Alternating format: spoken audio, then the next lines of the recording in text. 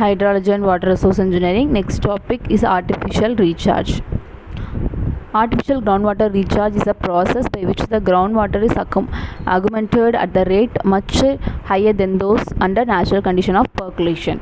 Why artificial recharge? In most low rainfall areas of the country, the availability of utilizable surface water is so low that people have to depend largely on groundwater for agriculture and domestic use. So in order to improve the groundwater situation, it is necessary to artificially recharge the depleted groundwater aquifer.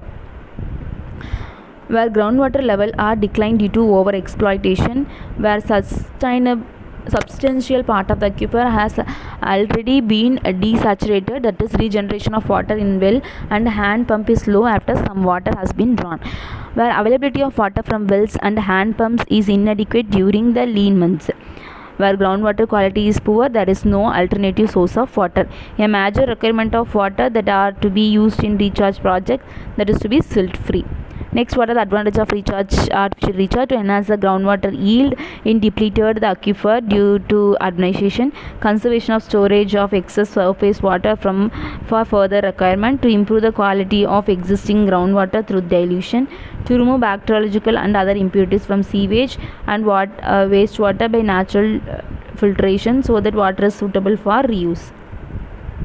Next, what is the method of artificial recharge? Artificial is a process by which the groundwater is as we know, the techniques are surface method, surface that is means spreading method. These methods are suitable where large area of basin is available and aquifer are unconfined without impervious layer above it. The rate of infiltration depends on the nature of the topsoil. If soil is sandy, the infiltration will be higher than those of silty soil.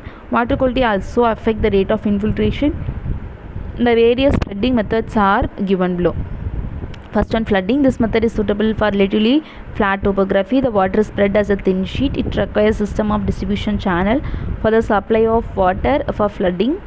High rate of vertical infiltration is obtained on areas with undistributed vegetation and sandy soil covering. Next one, basin and percolation tank.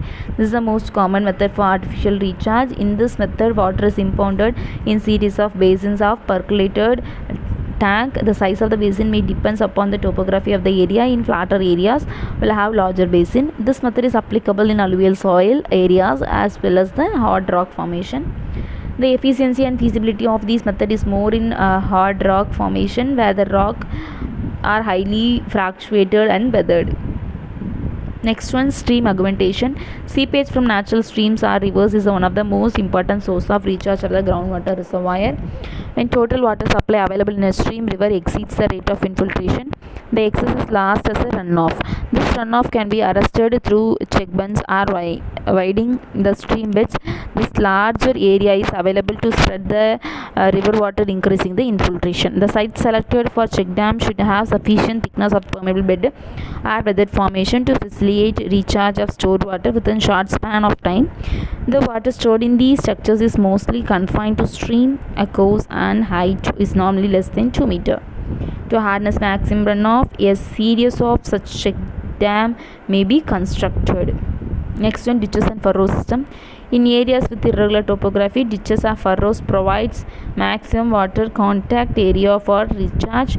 This technique consists of a system of shallow, flat, bottomed and closely spaced ditches furrows which are used to carry water from sources like streams, canals and provides more percolation opportunity.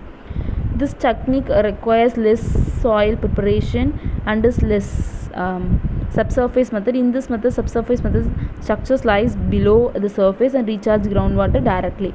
The important structures commonly used for recharge wells, recharge shaft, dug wells, etc.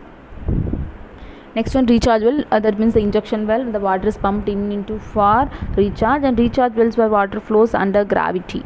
Next, injection well. This technique is suitable for augmenting the ground water stored of deeper aquifers by pumping in the treated surface water. These wells can be used for pumping wells during summers. The method is suitable for recharge single aquifer or multiple aquifer. The recharge through this technique is comparatively costly and requires specialized techniques.